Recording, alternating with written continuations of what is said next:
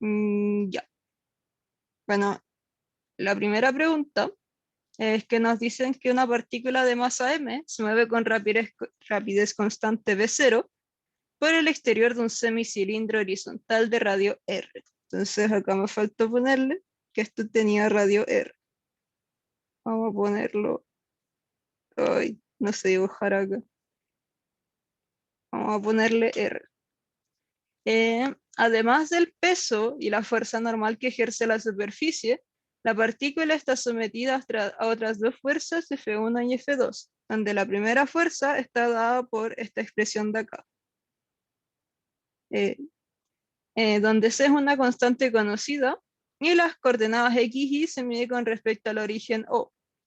La otra fuerza, F2, para la cual no se conoce una expresión explícita, es la que permite que la partícula se mueva con rapidez constante en su trayectoria desde el origen, O, que es acá, hasta la cúspide, C. Y lo que nos van a pedir primero es mostrar que F es conservativa.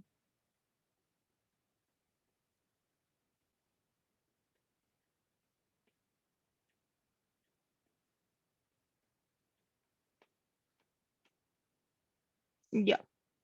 Entonces, el problema nos está diciendo que una partícula, una pelotita, y acá se me olvidó poner la gravedad, va a partir desde acá y producto de dos fuerzas, aparte del peso que va a estar actuando así y la normal, que va a ser la fuerza de contacto entre la superficie y la partícula, va a permitir que esto se mueva con rapidez constante v sub 0 hasta llegar a la cúspide. Ya es como parecido al problema del funicular, se lo piensan de ese modo. Y lo que nos piden ver es que primero esta fuerza es conservativa. Ya. ¿Qué significa que una fuerza sea conservativa?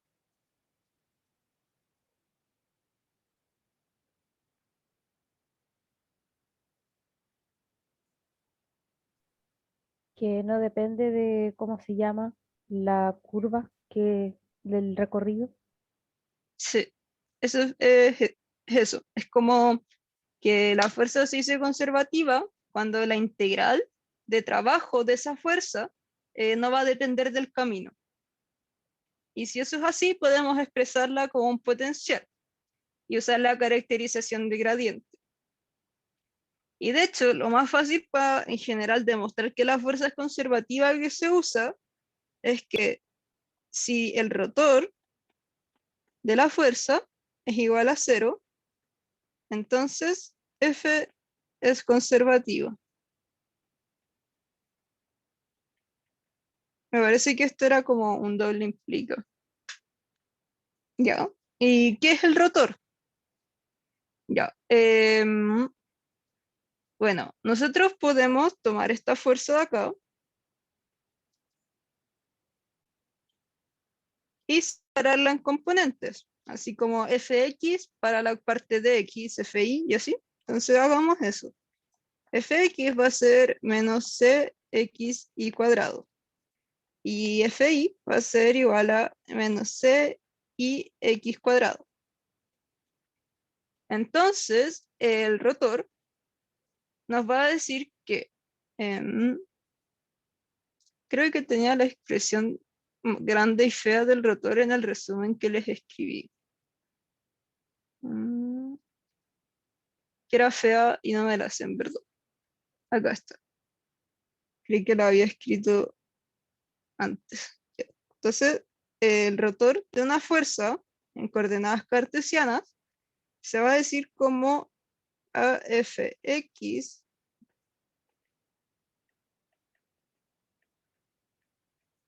en X tongo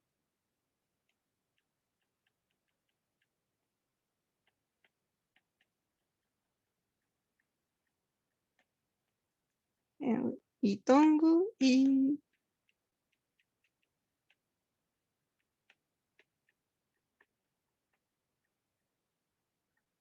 en Z tongo. Ya, y eso igual está feo.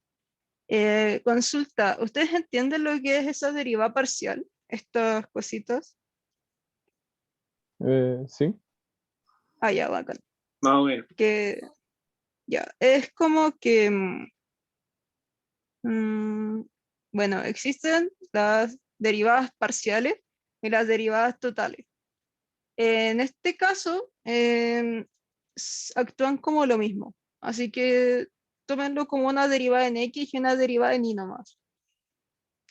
Sí, no creo que les vaya a salir nada muy distinto a esto, porque son como, los problemas en verdad son muy tipos. Ya, y que el rotor sea cero, también lo podemos escribir. Dime. En la fórmula del rotor está bien. El primero no debería ser f de z en DI. Mm, mira, la que tenía anotada era esta. Puede que me haya equivocado. A ver, si quieres la verifico al tiro. Es que creo alguna vez haber visto que como el pensamiento que uno tenía que tener es que como en X tongo no iba a ir nada como con X. Así como en Y tongo no hay nada con Y y en Z tongo no hay Sí, nada con Z. este era Z, de hecho, y el F, X, Z, ZX y X, X, Y. Sí, ahora sí está bien, ¿cierto? Ah, vale, vale. Sí. Sí, me había equivocado. Probablemente no me entendí mi propia letra de hace como 3 años, pero gracias. Sí, es que al final el rotor es como un operador que se le va a hacer producto cruz con F. Entonces es como, me parece que era como A X, A Y. Bueno, vale la pena en verdad eso, porque no creo que les hagan hacer un operador de este tipo cuando estén haciendo coordenadas que no sean cartesianas, porque es feo, es súper feo. De hecho, creo que se ve como más enseado. Ya. Y esto se puede simplificar un poco, porque, bueno, es feo. Y si cumple 3 condiciones, se va a decir que es lo mismo.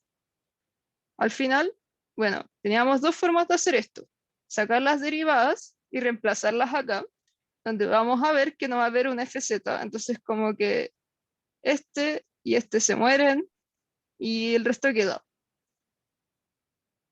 Entonces, lo que es equivalente, y es un poco más fácil, es ver esto.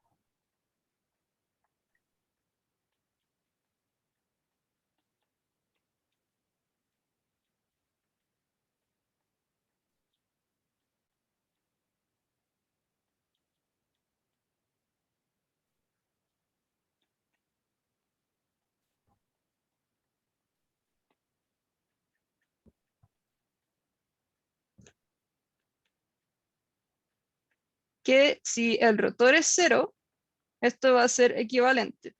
Entonces, si la fuerza que estamos analizando cumple esas 3 cosas, va a ser conservativa. Y como solamente tenemos una componente en X e Y, resulta más fácil verlo así. ¿Ya? Estas fórmulas igual es importante que los manejen. O sea, cada vez que les digan demuestra que esta fuerza es conservativa, ustedes piensan en el rotor. Y ven si pueden usar esta simplificación. Pero si no están seguros, usen la fórmula general de rotor. Entonces, vamos a derivar estas dos En la cosas de acá. primera, en la primera falta una X, ¿o no? ¿Cuál? En Ah, la última. sí, Ah, ya. fx. Ahí sí. Ya. Entonces vamos a derivar estas de acá. Y vamos a tener que a fx lo tenemos que derivar con respecto a y. Porque no tenemos un fz, entonces como que no nos importa eso, ni eso. Y nos vamos a interesar en esto. Ya. Entonces, bueno, esto, si yo voy a derivar solamente en y, todo lo que no sea y es una constante. Entonces me queda menos cx. ¿Lo anoté bien? Sí. Mm, sí, lo anoté bien. Ya. Y esto me queda por la derivada de y cuadrado con respecto a y, que es 2y. Y por otro lado, la derivada de f de i en x, me queda menos c por i por 2x. Y de hecho son iguales. Entonces acá corroboramos que menos cx por 2i es igual a menos ci por 2x. Y verificamos, entonces f es conservativa.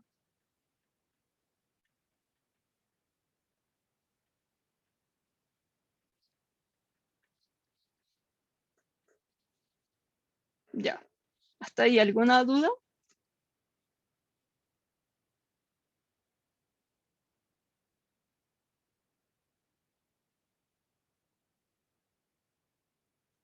¿No?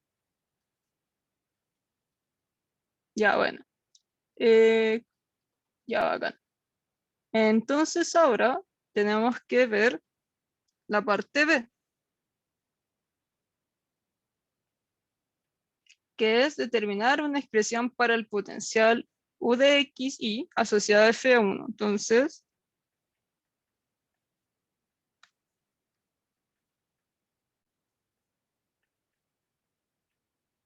y acá está F1 de nuevo. Ya. Ahora necesitamos calcular el potencial. Ya. Y de las mismas expresiones de arriba, si F es conservativa, entonces se puede expresar de una forma potencial, que va a ser igual a menos el gradiente de U de R, que esto es lo mismo que decir menos la derivada parcial en X, menos la derivada parcial en Y, menos la derivada parcial en Z.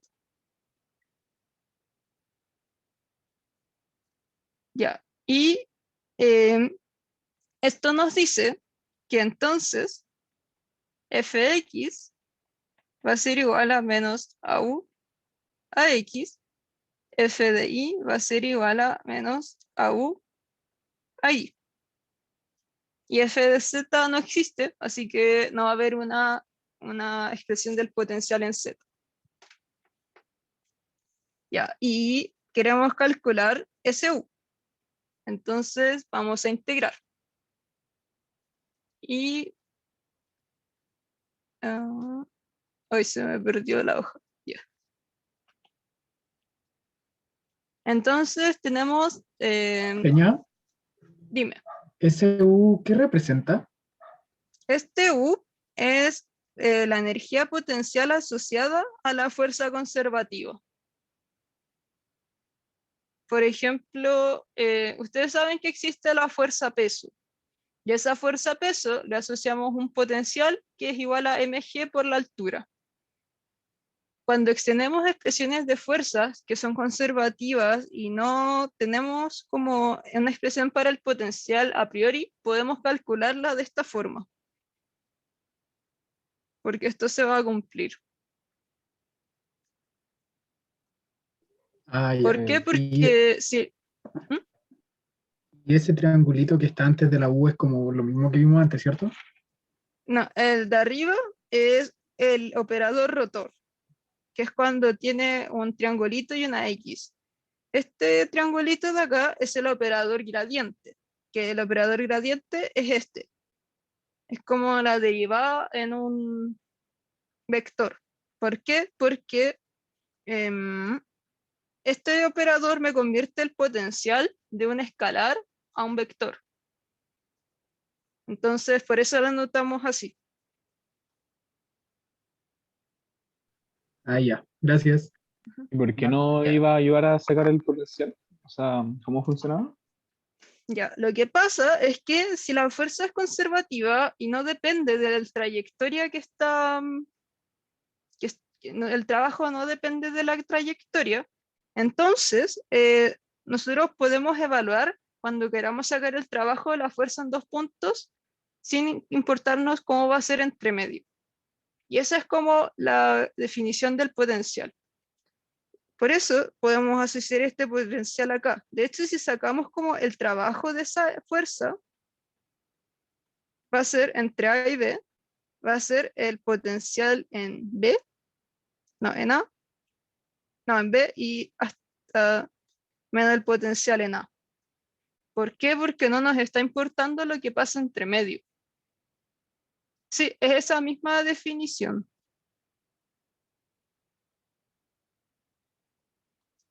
Entonces, como que esa es como la intuición que tienen que tener detrás de una fuerza conservativa.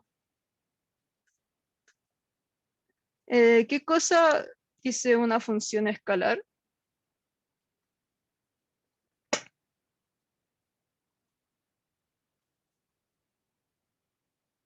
Ah, ya. Es que el potencial es una cantidad de energía y las energías son escalares porque no, ya, un vector es como la flechita que veían en el colegio que tiene módulo, dirección y sentido. Y las fuerzas son vectores.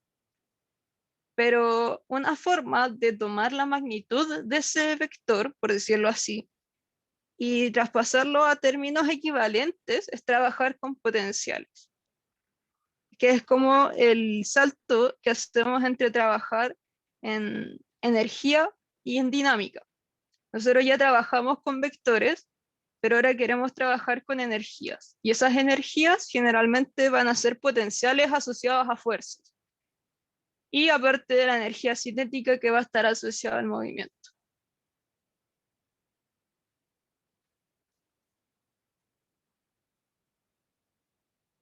Ya. Entonces, de esta expresión de acá, vamos a deducir estas dos ecuaciones. Y con esas dos podemos sacar u de x, y. ¿Cómo? Ya, yo sé lo que quiero sacar es u. Entonces voy a tomar primero que ya, f de x es igual a menos a u a x. ¿Y qué era f de x? Es menos c x y cuadrado. Entonces voy a tomar solo esta parte de acá. Y como tengo menos con menos, se van. Y ahora voy a pasar dividiendo, multiplicando el dx.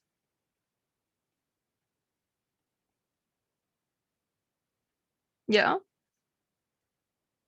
sí, ya. Y bueno, esto me va a botar un u de x, y va a ser igual a c y cuadrado y integro solamente x, que me queda x cuadrado medios. Y esto va a tener una constante. ¿Por qué? Porque estoy integrando sin límites. Ya, ¿y qué pasa con esa constante? Bueno, en verdad no nos importa mucho, pero lo que podemos decir es que esta constante,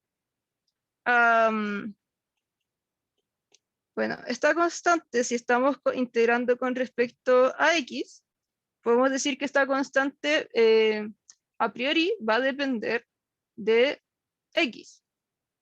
Y luego podemos ver en la otra expresión que esta constante va a depender de y. Y si igualamos ambas, porque tienen que dar la misma expresión en ambas, para ambos potenciales, vamos a ver que esta constante finalmente se nos va a ir a cero. Pero en verdad la constante no importa, y de hecho yo la voy a dejar para que vean que no importa. ¿Ya? Así que voy a dejar que esta va a ser la expresión de el potencial con una constante que va a pertenecer a los reales, que no va a depender ni de x ni de y. Sí, pero si lo dejan como c de x, tienen que reemplazarla acá. Tienen que sacarla de acá también, porque si les queda dependiendo de x o de y, entonces como que ahí ya no están igual.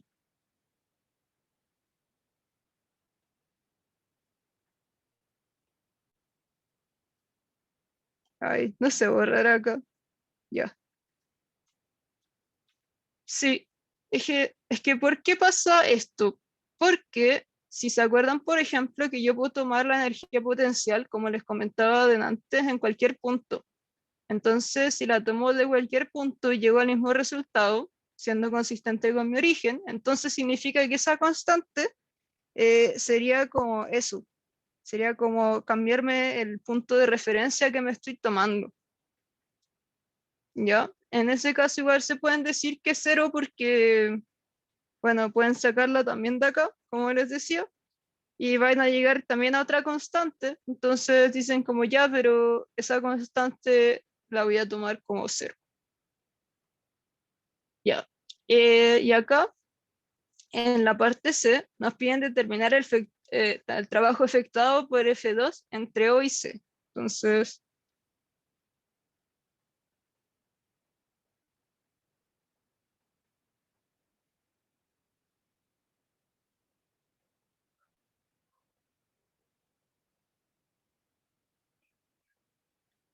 ya. Entonces tenemos que va a estar acá nuestro pedazo de círculo. Me quedó terrible, pero no importa. Y esta pelotita va a avanzar desde acá hasta acá.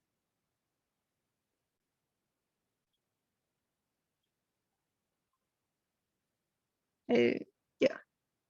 Y esto es R. Ya, entonces acá yo tenía dos formas de proceder.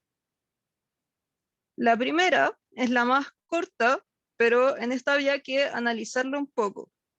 Como añado otra página acá.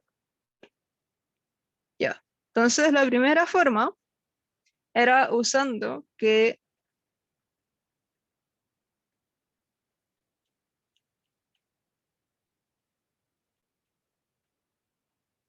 ya. En esta forma yo tenía que pensar y decir, ya, si la pelotita como que parte de acá, desde abajo, y sube a velocidad constante, entonces aquí está pasando algo raro, porque las cosas no se mueven a velocidad constante en su vida, a menos que haya algo, como un motor, que las está haciendo subir. Entonces, eso me puede llevar a pensar que la fuerza F2 no es conservativa. Entonces, ¿qué iba a decir? Sí. Entonces, esa fuerza no conservativa va a ser igual al trabajo de la fuerza F2.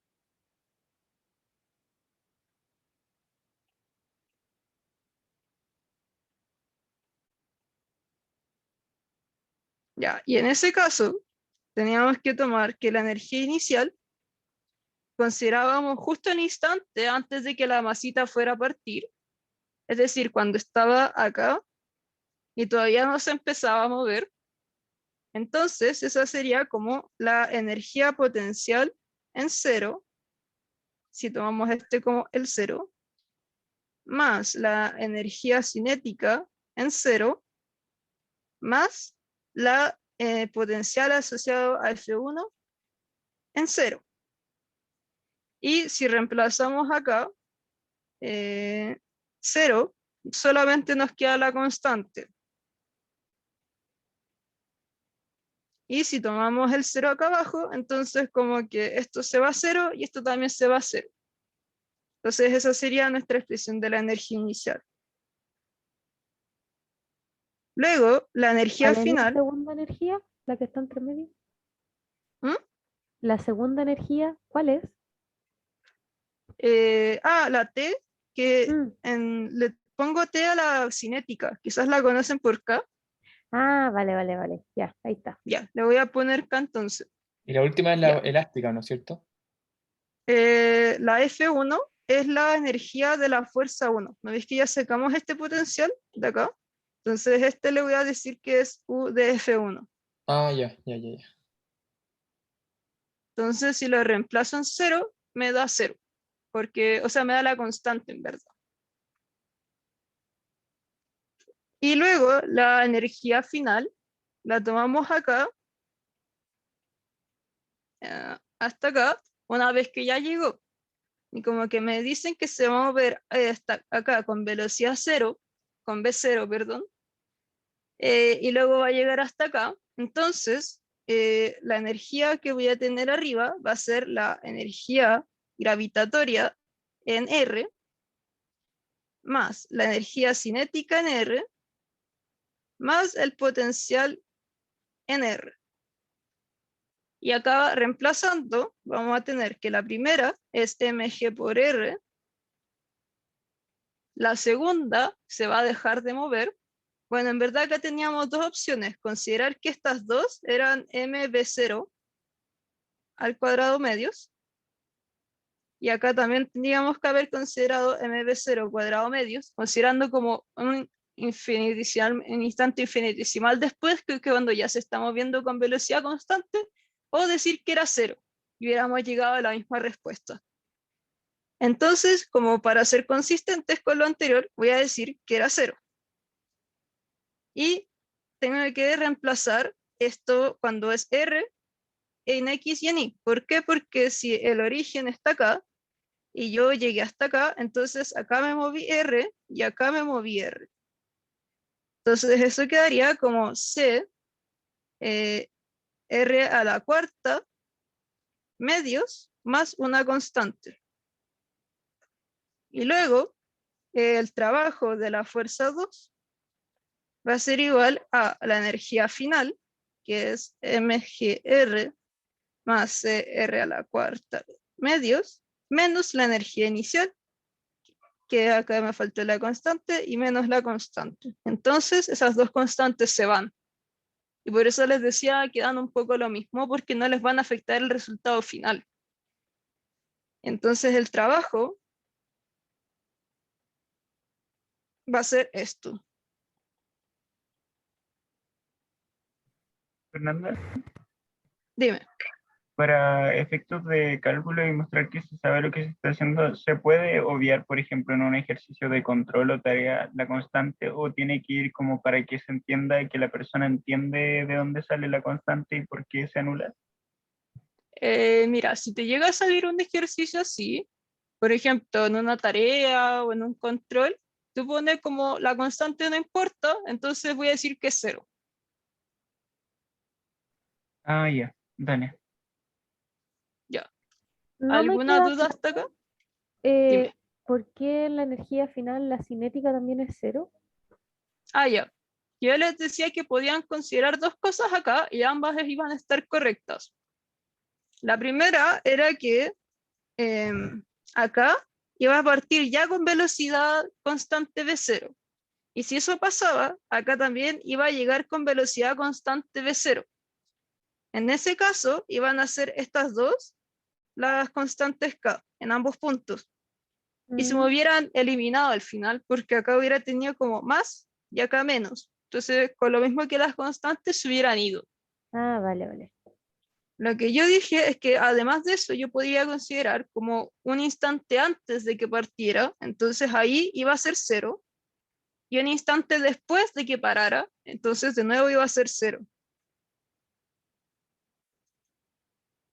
Por eso también les daba esto, porque quizás les resultaba más intuitivo de esa forma. Ujú. Ya, bacán. Y Pero, bueno, también dime.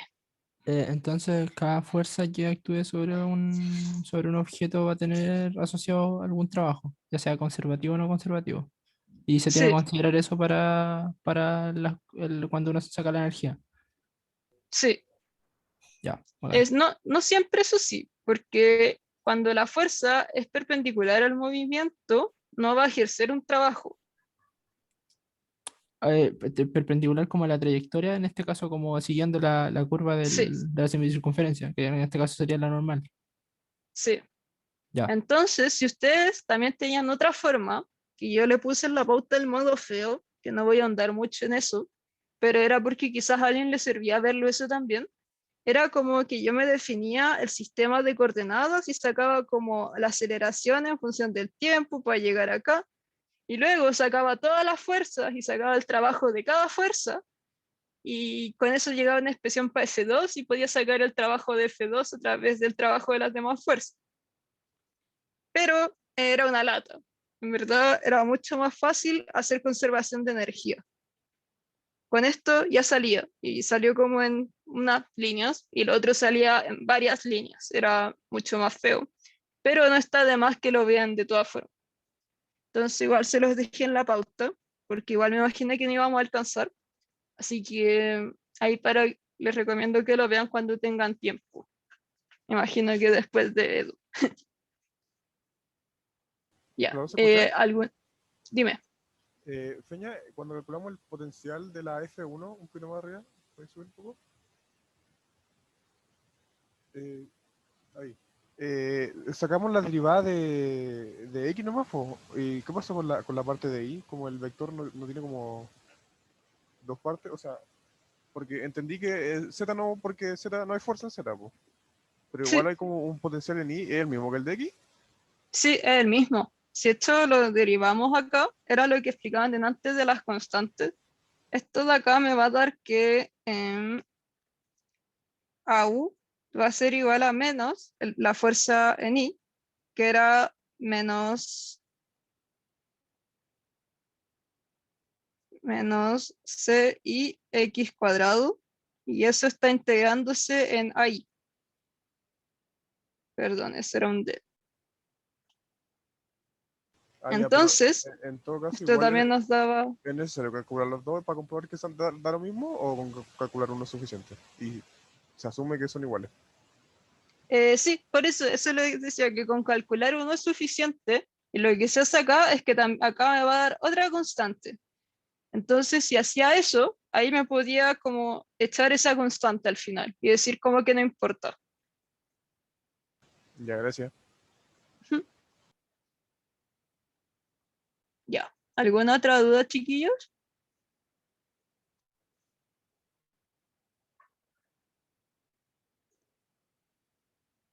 Por mientras voy a dibujar la P2. Ay, no sé qué les parece mejor, si esta aplicación es la que usaba antes. Yo encuentro que es más fácil para dibujar, pero todavía no la sé usar bien, entonces igual es como raro.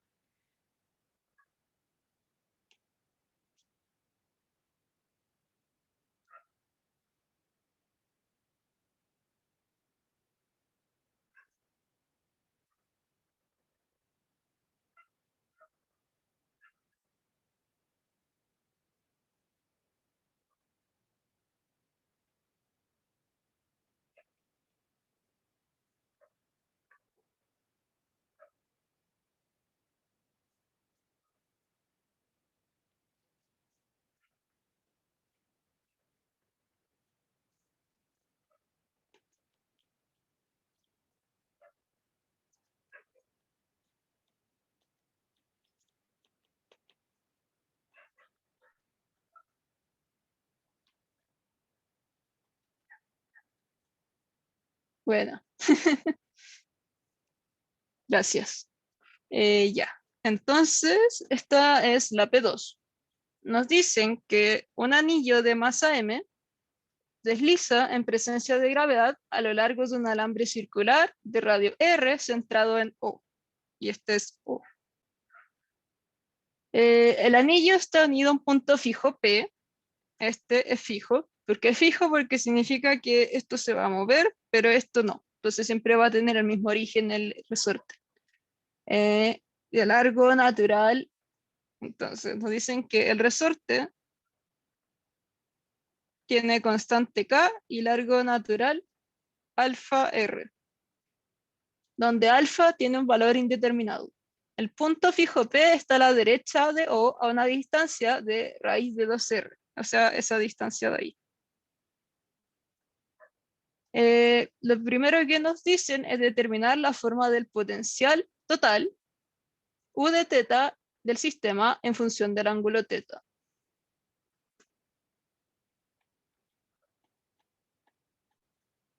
Ya. Bueno, como nos dicen en el U total, nos están insinuando que tengo más de un potencial. ¿Y qué potencial tengo acá? Esta masita. ¿A qué potenciales está sujeta?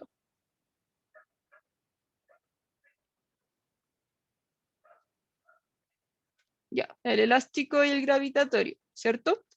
Entonces, veamos por parte, para que sea un poquito más fácil de entender. Ya. El gravitatorio, vamos a tener lo siguiente.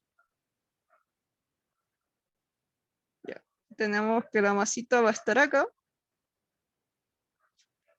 Y este ángulo es teta. Y este es O. Ya. Entonces, la energía potencial gravitatoria, yo en este caso lo que haría sería definirla con respecto al origen O. Y eso es lo que voy a hacer. Entonces, si les queda más claro, hagamos lo siguiente, que sería dibujar que acá el potencial va a ser 0, gravitatorio. Entonces, si hago eso, hacia abajo tiene que ser negativo. Y tengo que ver a qué altura h va a estar. Ah, ya, se hizo lo que se pudo. Esta sería h. Y como h está hacia abajo, el potencial es negativo. ¿Y qué es ese h? Si esto es r y eso es teta, entonces el potencial gravitatorio me queda como menos m por g por el coseno de teta. Y con eso tengo el potencial gravitatorio. Ya, ahora se viene lo complicado, que es el elástico.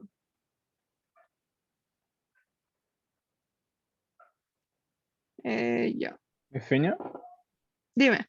¿no sería R cos teta?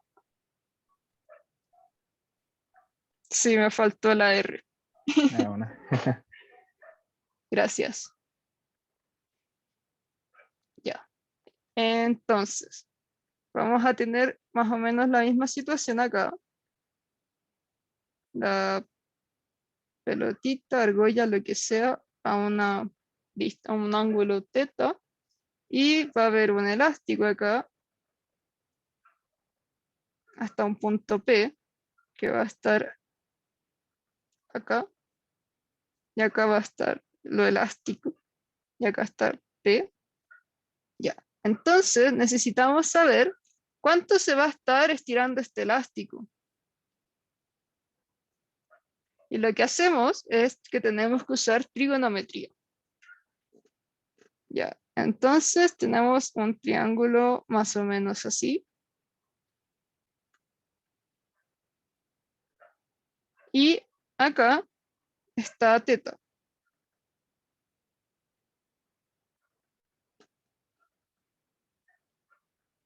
Y esto de acá es R. Y esto de acá sería pi medios menos teta.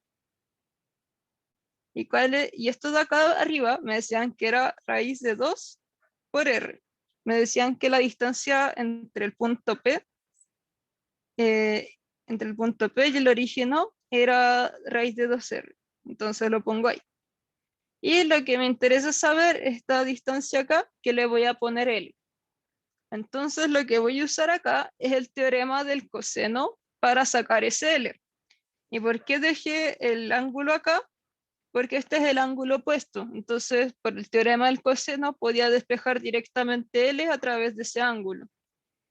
Entonces, me quedaría que L cuadrado va a ser igual a este lado más ese lado al cuadrado menos la multiplicación de los lados por el coseno del ángulo opuesto, que sería pi medios menos teto. Y esto de acá me queda como 3r cuadrado menos r cuadrado raíz de 2.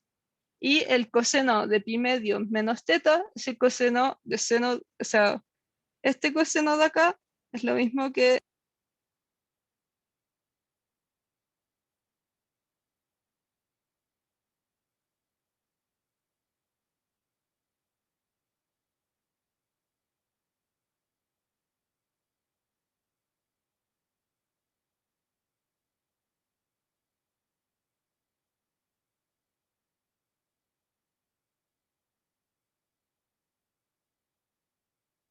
¿Aló?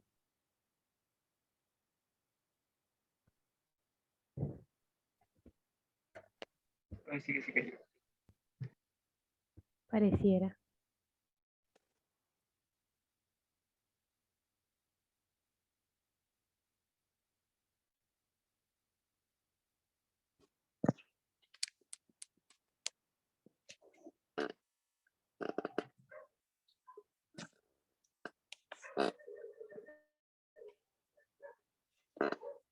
Mm,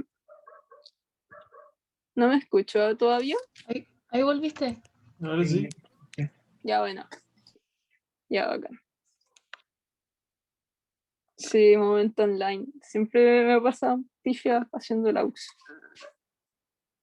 Ya, entonces, con eso despejo R, que saco el R de afuera de la raíz y me queda 3 menos raíz de menos raíz de 2 seno de teta. Qué extraño. Ah, sí, acá me faltó un 2.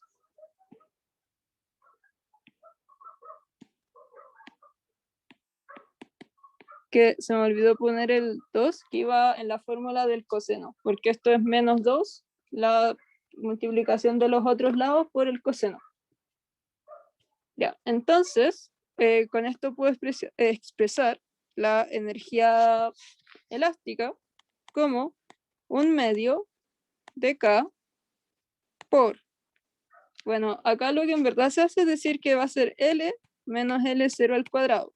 ¿Por qué? Porque esta es la deformación total menos el largo natural del resorte, que es el delta X que normalmente usamos. Y esto, reemplazándolo, va a ser 1/2 de K por R raíz de 3 menos 2 raíz de 2 seno de teta menos L0, que era alfa por R. Y eso al cuadrado. Entonces, esta es UE. Y U de teta es igual a la suma de ambos. Y esto era, bueno, los voy a copiar y pegar.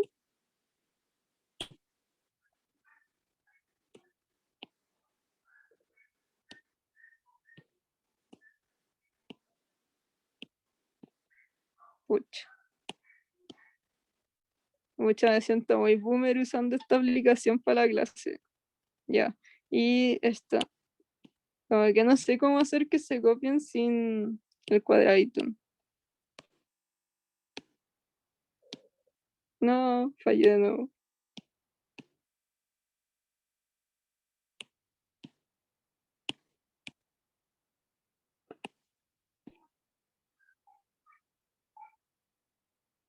Ya, bueno, si igual se cacha. Ahí está.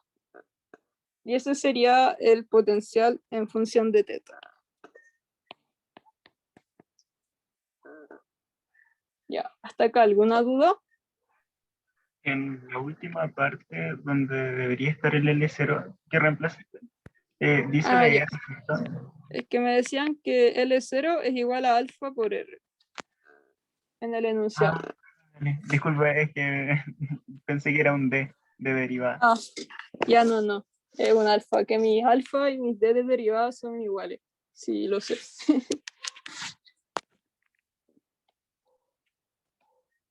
Ya, entonces supongo que quedó todo bien.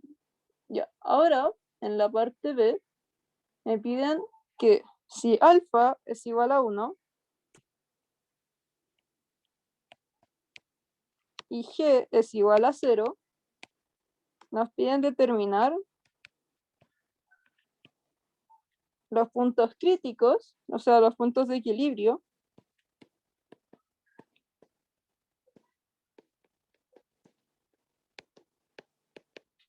y su naturaleza.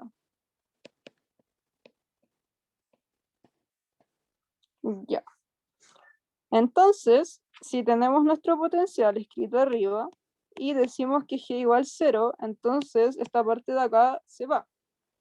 Y aparte nos dicen que alfa igual a 1, entonces ahí podemos reemplazarlo y nos va a quedar a un medio de K, y voy a sacar los R al cuadrado, por la raíz de 3 menos 2 raíz de 2 seno de teta, menos 1. Porque ahora alfa es igual a 1, y eso al cuadrado. Ya. Entonces nos piden encontrar los puntos de equilibrio estables, inestables, y luego, o sea, los puntos de equilibrio, y luego ver si son estables o inestables. Acá, lo que yo les puedo decir es que existen dos formas de hacerlo, y una es mucho más simple de la otra que la otra, si las funciones son simples. Ya. La primera, que ustedes grafiquen esto como en un programa y luego hagan el dibujo en su cuaderno. Ya, por ejemplo, supongamos que esto era como así. Este sería teta y este sería u de teta. Ya, y supongamos que esta curva va a ser como, a ver, entonces teta tiene que estar entre 0 y 2pi básicamente. Entonces, corrámoslo para acá y alarguemos esta línea para acá. Feña, Dime. el último término de la raíz no debería ser R en vez de 1. Ah, es que saqué el R para afuera. Lo dejé ahí. Y Ah, como eso se estaba multiplicando al cuadrado, es un R cuadrado. Ya, ahora esto es solamente porque si les llega a faltar tiempo y hacen esto bien, está listo. Y no van a tener que hacer toda esta matraca que se viene. Ya, pongamos que esto es como así. No sé, estoy inventando. Ya. Y supongan que eso es simétrico. Entonces, ya tendríamos que acá hay un mínimo, acá hay un mínimo local, acá hay un mínimo local, y estos dos son puntos máximos. Entonces, cuando yo tengo eso, ahí tengo posibles puntos de equilibrio. ¿Y de qué tipo? Si esto está acá, imagínense que yo tuviera una pelotita acá, y yo le hago un leve empujón. Entonces, esto va a empezar a oscilar hasta volver al punto de equilibrio. Y esto también va a pasar acá, excepto que los puntos de equilibrio locales, yo le puedo dar un empujón lo suficientemente fuerte para que vaya a un punto mínimo global. Ahora acá, ¿qué pasa? Estos serían los puntos de equilibrio inestables. ¿Por qué? Porque imagínense la misma situación. Yo estoy acá y le doy un leve empujoncito a la partícula. Entonces, ¿qué va a hacer? Se va a ir al tiro a un punto mínimo más cercano. Se puede ir para acá o se puede ir para acá. Y eso es lo que a mí me determina cuáles son los puntos de equilibrio estables o inestables. Y de hecho es lo mismo que vamos a hacer, porque lo que hacemos matemáticamente es calcular la primera derivada y ver qué puntos me dan 0. Es decir, estoy buscando los puntos de inflexión. Y luego la segunda derivada, si es positiva o negativa, me va a decir la convexidad o concavidad de la función. Entonces, si la segunda derivada es mayor a 0, va a ser convexa, que va a ser esto. Y si es menor que 0, va a ser cóncava, que es eso de ahí. Ya, entonces, un segundo, por favor. Estoy en clase. Ya. Lo que tengo que hacer es calcular la primera derivada. Y bueno, yo se las voy a chantar nomás porque estaba fea. Y de hecho la saqué como en Wolfram Alpha. Raíz de 3 menos 2 raíz de 2 seno de teta. Menos 1 por raíz de 2 coseno de teta. Partido en raíz de 2, perdón, raíz de 3. Menos 2 raíz de 2 seno de teta. Ya, esa es la derivada. Ya, ahora, deriven eso, está horrible. Por eso les digo, este método es como la luz. Ya, pero vamos a hacer el otro porque no lo grafiqué. Quería que vieran toda la matraca que sale si no. Ya, y necesitamos encontrar los puntos en que esto sea 0. Entonces, lo primero que tenemos que ver es que lo de abajo no puede ser 0.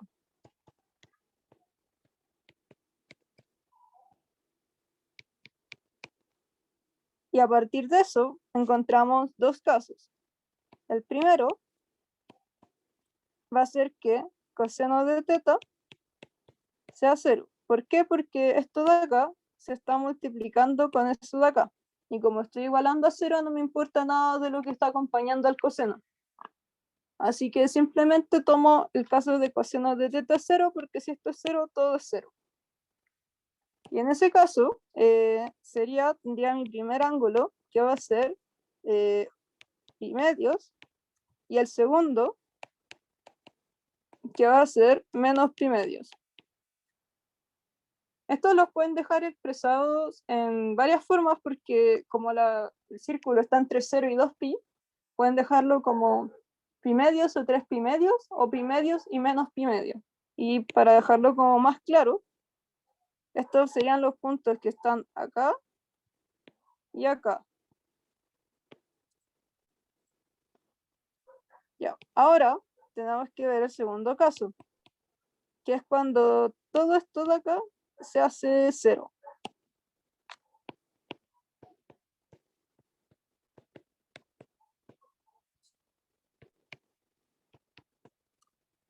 Ya, entonces eso nos queda que voy a pasar el 1 a la derecha y voy a elevar todo al cuadrado, porque el 1 al cuadrado es 1.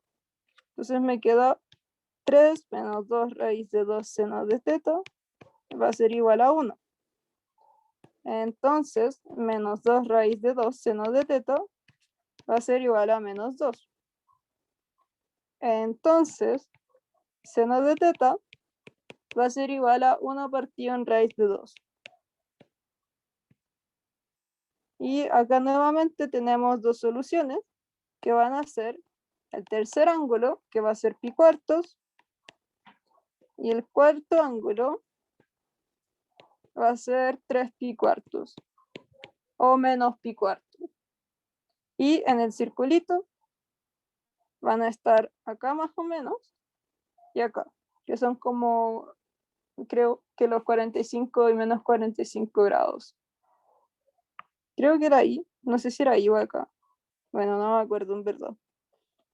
Porque si teta está así. Sí, estaba para allá. Ya, entonces tenemos nuestros 4 puntos posibles de equilibrio, que va a ser pi medios, menos pi medios,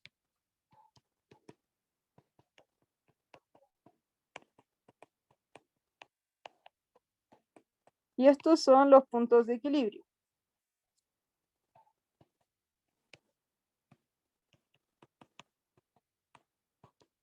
Ya, y como les dije antes, ahora tenemos que ver si son estables o inestables. Y para eso tenemos que calcular la segunda derivada de u y evaluar los puntos. Y para eso, bueno, les voy a dar la segunda derivada, que es kr cuadrado raíz de 2 seno de teta menos seno de teta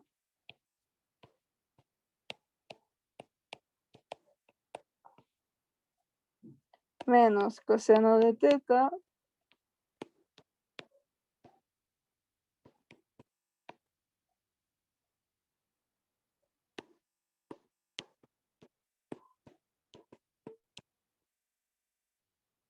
y todo esto de acá partido en 3 menos 2 raíz de 2 seno de teta. Ya. Y con eso tenemos que evaluar cada punto.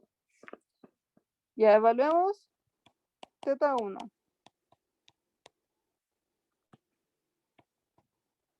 Si teta es pi medios, entonces seno de teta 1 es igual a 1 y coseno de teta 1 es igual a 0.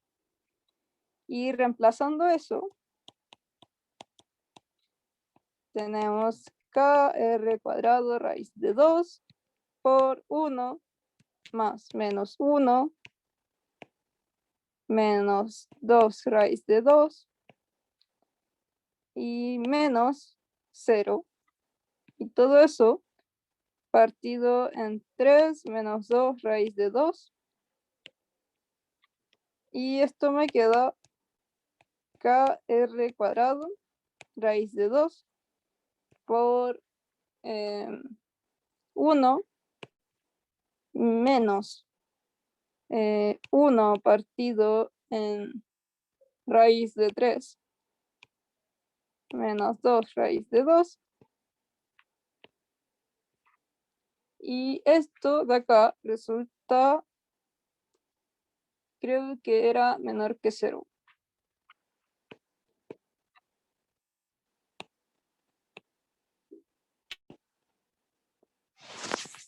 A ver, voy a corroborarlo al tiro.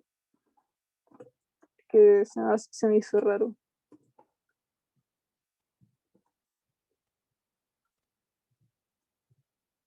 Sí, me da menor que 0.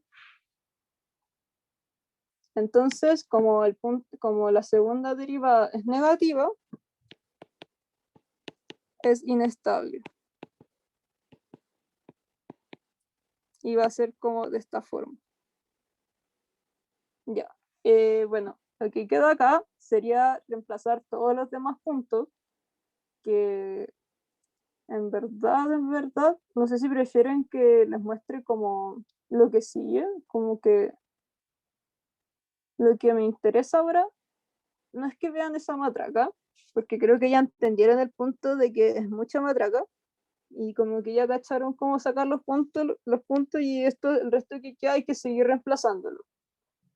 Bueno, estos dos de acá me van a quedar como inestables, lo cual tiene bastante sentido porque van a estar como en el punto de mínima extensión del resorte, es decir, cuando el resorte va a estar acá y el punto de máxima extensión del resorte. Entonces tiene sentido que si está muy apretado, ante cualquier cosita que le pase, se va a querer ir a un punto más estable. Y acá también va a estar muy estirado, entonces ante cualquier pequeño movimiento va a querer salir disparado a un punto mucho más estable. En cambio, los puntos de equilibrio estables van a estar acá, a los extremos. Entonces, eso ya tiene un poco más de sentido.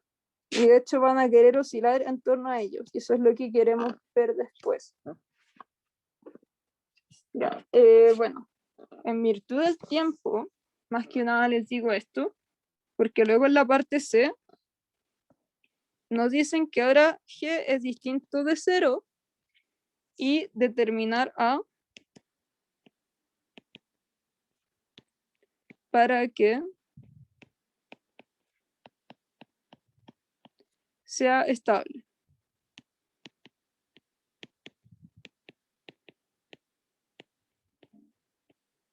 Ya. Y para eso tenemos que ver dos cosas. Ya. Tenemos que ver que si G es distinto de 0, entonces nuestra expresión de U va a cambiar. Va a volver a ser la original que teníamos con todo, que era esto de acá.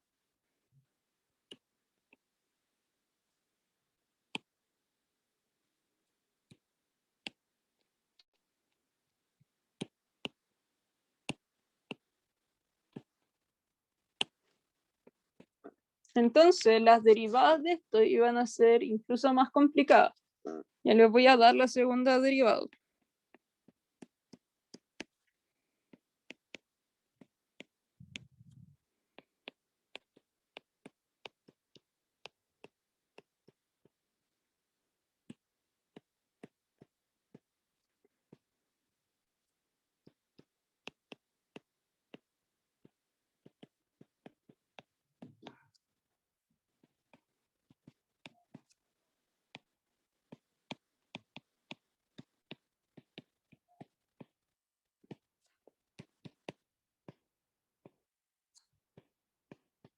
Ya, esa es la segunda derivada. ¿Ya? Y también la primera derivada que era esta.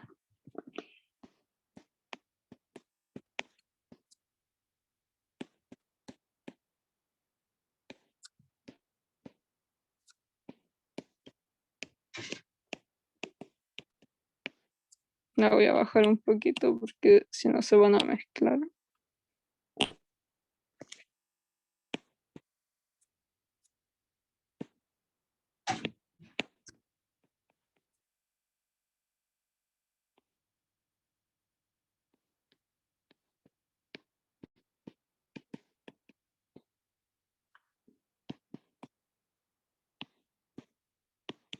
Ya bueno, son cosas más o menos horribles. Entonces lo que tenemos que verificar es que se cumplan dos cosas. A ver el chat. El de la segunda derivada es coseno, porque derivé dos veces seno, o sea, derivé dos veces coseno y vuelvo al coseno. Tranquilo, ya. Entonces lo que tengo que verificar es que se cumplan dos cosas. La primera es que sea punto de equilibrio. Y esto es que U' evaluado en teta igual a pi cuartos sea 0. Y la segunda, que sea estable. Es decir, que teta U dos puntos en teta igual a pi cuartos sea mayor a 0. Ya, la primera, tenemos que ver que si seno de teta de, pongámosle pi cuartos, va a ser igual al coseno de teta en pi cuartos, y eso va a ser igual a raíz de 2 medios. Y con eso lo metemos a la raíz.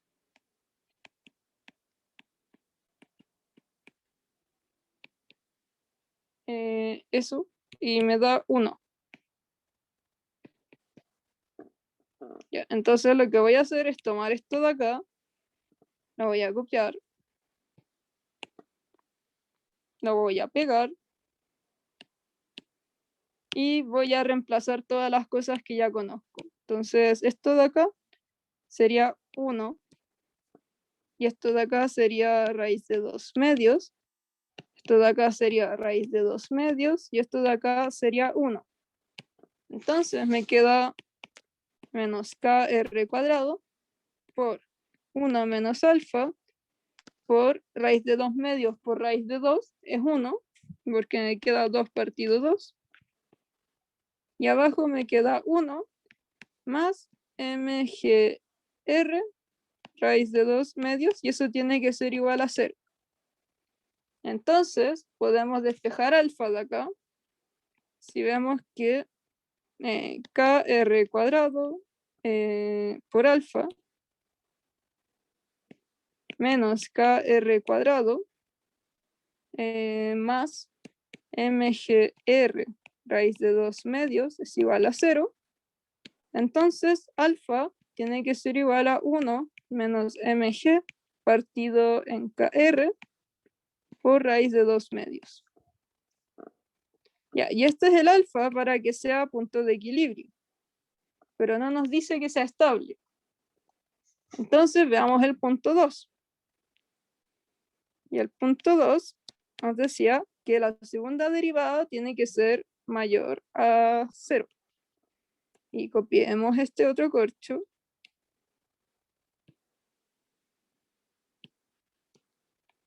Y hagamos lo mismo que hicimos recién. Voy a añadir otra hoja. Ya, entonces, acá esto es raíz de 2 medios.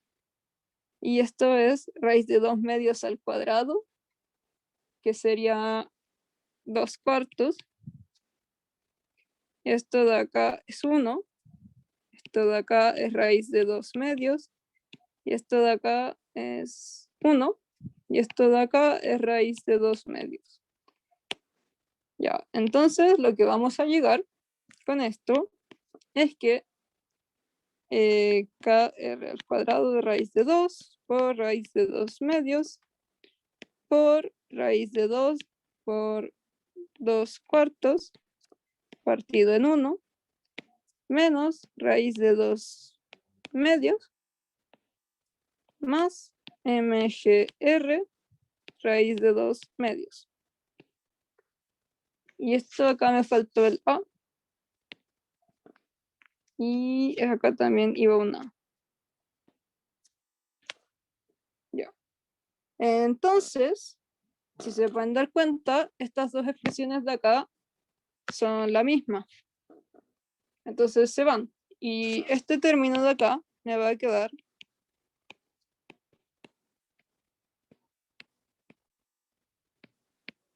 y esto es mayor que 0 porque todos los términos son mayor que 0. Entonces llegamos a que es un equilibrio estable para cualquier alfa. ¿Ya? Bueno, sé que es enredado porque es mucha matraca y cuando ven tanta matraca, bueno, yo también me enredo. Pero lo que hicimos acá, haciendo una recapitulación, es que vimos este problema, calculamos su potencial a través del gravitatorio y el elástico. Luego les expliqué que en general es mucho más fácil verlo cuando grafico, pero ahora iba a hacer la parte algebraica para que vean qué tan larga se puede tornar. ¿Por qué? Porque en un control les puede salir algo así de largo. Esta pregunta salió en un control de Palma, y Palma es el coordinador ahora. Ya, entonces, ¿qué tengo que hacer? Calcular la primera derivada igual a 0, y con eso encuentro los puntos de equilibrio. Luego evalúo todos esos puntos de equilibrio en la segunda derivada, y si son mayores que 0, en esa segunda derivada, entonces es estable, y si son menores que 0 es inestable. Ahora me cambian la condición porque me dicen que G ya no es igual a 0 y quieren que encuentre alfa para que este punto sea un equilibrio estable. Entonces, lo que tengo que hacer es que para que sea punto de equilibrio estable, la primera derivada en ese punto tiene que ser 0, y que sea estable, y solamente tiene que ser la segunda derivada evaluada en ese punto mayor a 0. Entonces, acá encontramos alfa, y acá encontramos que es estable para cualquier alfa. Ya. Lo último que nos queda para concluir el auxiliar es que nos piden que para ese valor de alfa encontremos la frecuencia de pequeñas oscilaciones en torno al punto anterior, al mismo punto. Ya, entonces esto en verdad, chiquillos, es muy corto. La D.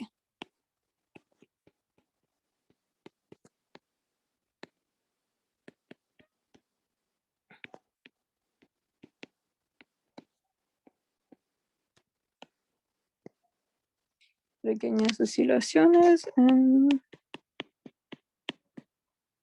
Ya. Bueno, para esto lo que tenemos que hacer es aplicar esta fórmula. W0 cuadrado es igual a U2 puntos evaluado en ese punto que nos piden, partido en esta M rara.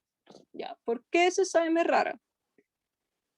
Veamos, si nuestra energía mecánica total en un tiempo cualquiera va a ser igual a la energía cinética más todo ese potencial.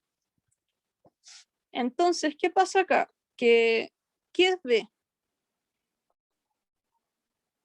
Ya. B tiene que depender de teta, porque teta es la coordenada en la que estamos dejando todo en función. Entonces, si esto se mueve así, y nosotros sacamos la velocidad, o sea, perdón, la rapidez, va a ser teta b cuadrado, va a ser igual a teta punto cuadrado por r cuadrado, me parece. ¿Por qué? Porque esa es la rapidez, y la rapidez va a ser como tangencial. Entonces va a depender de teta, y de teta punto para ser exactos. Que es como cuando sacábamos la rapidez en cilíndrica, muy análogo como llegué a eso. Entonces va a ser un medio de m r cuadrado teta punto cuadrado más el potencial en función de teta. Y esto que está acá es este m que está acá. ¿Por qué? Porque este m va a depender de cómo yo estoy dejando el problema, en qué condiciones. Entonces siempre vamos a definir que este término que acompaña a la coordenada y a un medios va a ser SM.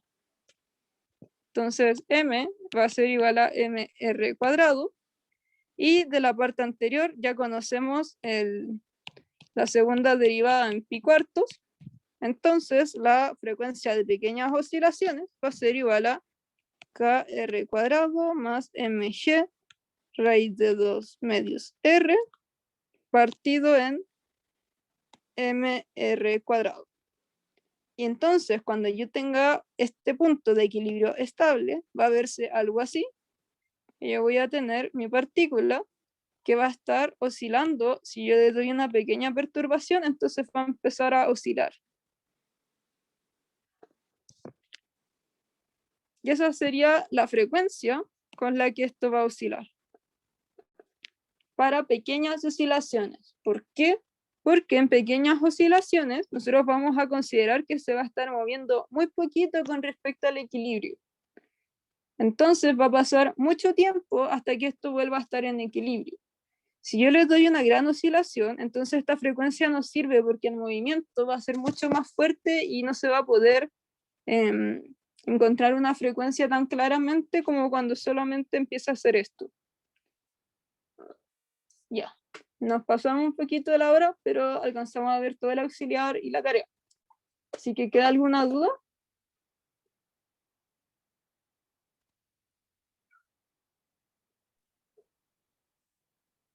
No. Ya.